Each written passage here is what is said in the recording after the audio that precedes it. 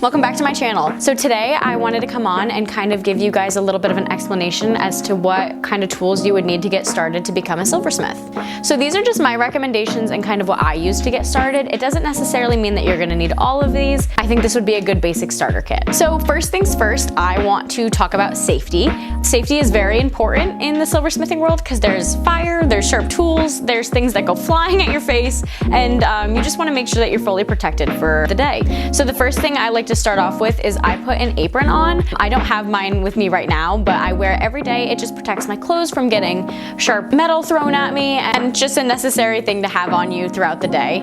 The next most important thing is to protect your eyes. So I just get a nice pair of safety goggles. You can get these from almost any local hardware store. They run about $2 to $5 depending on which ones you're getting, and they are a must. You need to protect your eyes when you're working as a silversmith. When you're cutting things, metal can go flying and hit your eyes, and the fumes can hit your eyes, and it's just not a good thing. So make sure that you have eye protection. The next thing that you're gonna need is a reliable mask. You work with a lot of different fumes in the workspace, whether you're soldering or if you're casting, especially because the investment can cause cancer and things that are totally not okay to be breathing in. So you wanna make sure that you have a nice reliable face mask. This is a brand new respirator that I got. It was like 15 bucks off of Amazon, and it's totally worth spending the money to make sure that your lungs are protected. Throughout the time that I'm here too, sometimes I'll just throw on an N95 when I'm working with rotary tools that are blowing the dust into my face, because again, you really just don't want to be breathing these things in. The next thing I like to have is a fire extinguisher. I have 3 fire extinguishers just in my art studio, but for those of you who don't know, my art studio is inside of my metaphysical shop, and there are multiple other fire extinguishers throughout the shop.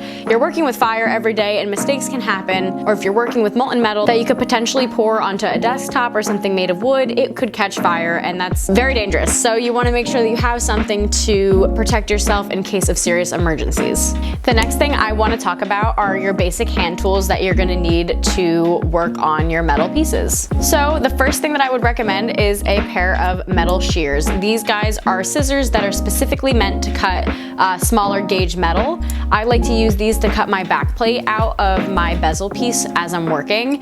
It saves me a lot of time from sawing and things that are kind of unnecessary, and I use them to cut my wire and a lot of other different things, and I would say these are definitely a necessity to have. So the next thing I would recommend is a pair of flush cutters. So flush cutters will cut your piece of low gauge metal perfectly flush. You still may need to clean up the metal with a little bit of filing, but these relatively put you in the right track to make sure everything is nice and smooth and you don't have any gaps between your metal. Pliers are going to be so necessary. You can get different variety packs. I get all of my tools pretty much on Pepe Tools or Rio Grande, but you can get a cheaper pair on Amazon, but it's one of those things that if you buy the nicer quality ones at first, you're not gonna have to rebuy them again in the future. And this kind of goes for all of the tools. There are cheaper options out there in the world, but when you buy the cheaper stuff, you're gonna have to keep rebuying it because it's not gonna work as well, or it's gonna break much faster than just spending a little bit of extra money and investing in something that's worth your time. So these guys are called mandrels. Mandrels are a necessary tool while making rings or any sort of circular object. Basically, you take the wire that you're trying to bend into a circle, solder it closed, and put it onto your mandrel to hit it into the perfect shape that you need it to be.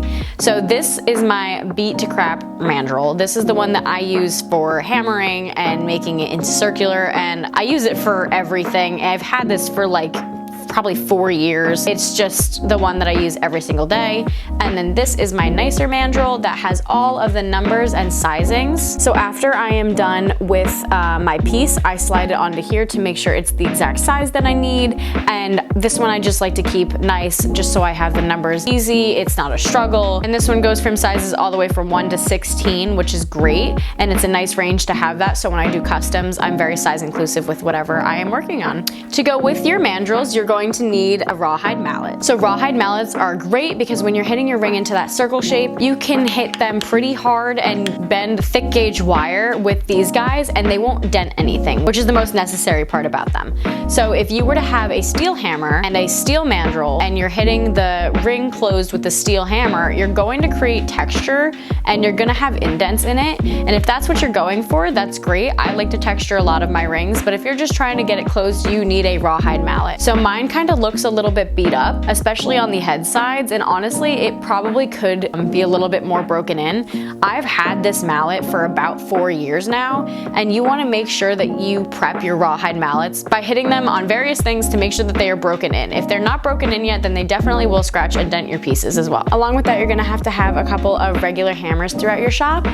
This one is my personal favorite. It's a little brass hammer, and I use this to punch in my 925 sterling silver stamps or my maker's mark, and it's just really, really nice and convenient to have this one around the shop. And then you use regular hammers all the time, whether you're adding texture to pieces, you're hitting things flat, and various other stuff. So if you're like me, I like to have at least 4 or 5 hammers throughout my shop, but there's different ones made for specific things. It depends on what you're trying to do, but there's tons of information out there so you can figure out what hammer is best for what you're trying to accomplish with your piece. So this next pair of tools might seem a little bit strange, but I promise you're going to use them every single day. So these are 2 little steel blocks, and what I like to do is I take the back plate that I'm going to solder on, and I put them right in between these guys and hit them closed so everything is nice and flat, so you have a great back plate base to solder on. I also use these when I am stamping as mini anvils, so you put your back plate on and you stamp your 925 stamp on it, or whatever base metal you're working with, or whatever stamp you're working with, and they are just amazing. Another one of my most used tools is going to be a jeweler's saw. This is my Green Lion saw frame. I love this. I do a lot of sawing. It has a really big back, so when you're sawing out those really big pieces, it gives you just enough room to work within it. And then of course you're going to need saw blades. I like to get a variety pack of them, so I always have the size that I need to work with the gauge of metal that I'm working on in that given time. The next tool is going to be a pair of tweezers. I cannot stress to you how often I go through tweezers, how much I use them, how much I lose them. I always constantly have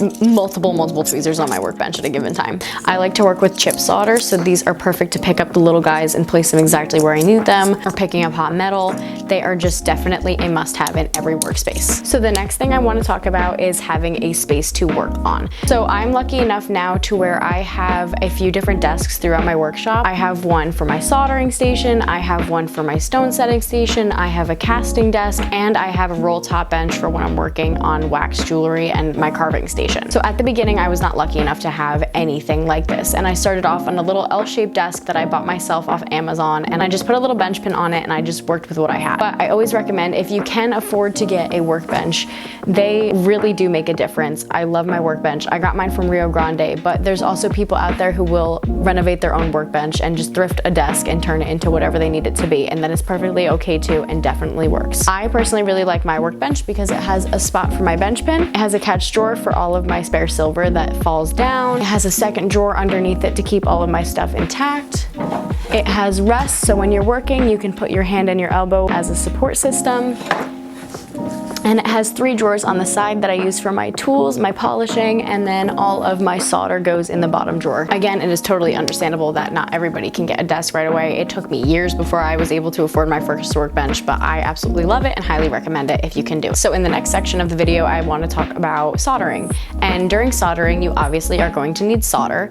I personally really like to use the little chips, and I keep them and label them in little jars like these guys.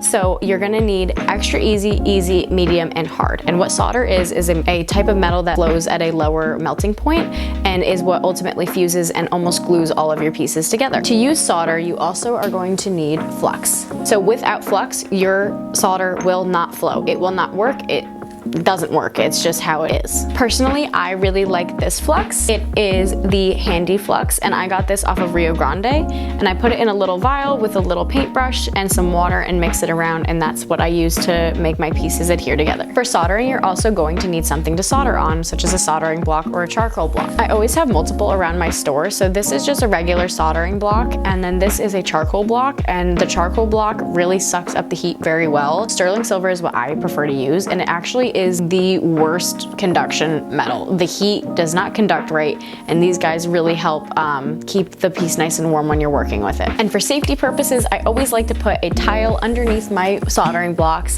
just to protect my workbench and make sure that no flames go anywhere near my bench, and it's just an extra layer of safety precaution in the workshop. And of course, you cannot solder without a torch. So this is my little handheld butane torch. I really like to use this when I'm working on smaller pieces or just getting in the small cracks.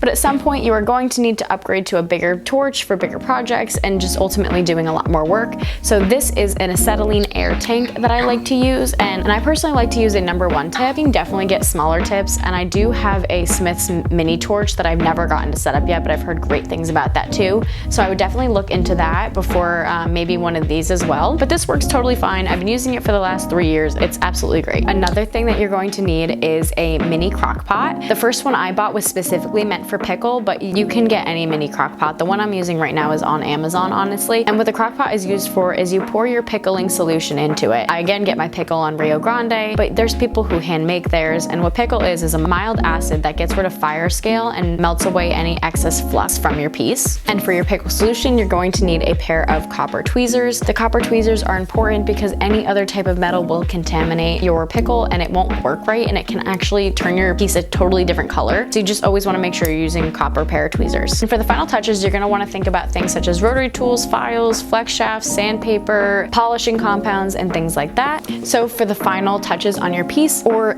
really just doing a whole lot of work, I highly recommend getting a flex shaft. I use mine multiple times throughout every single day. It is definitely a staple in my workshop, and it's far worth the money. When I first started, I was using just an old Dremel, and it worked okay, but with this, I have a bunch of different speeds.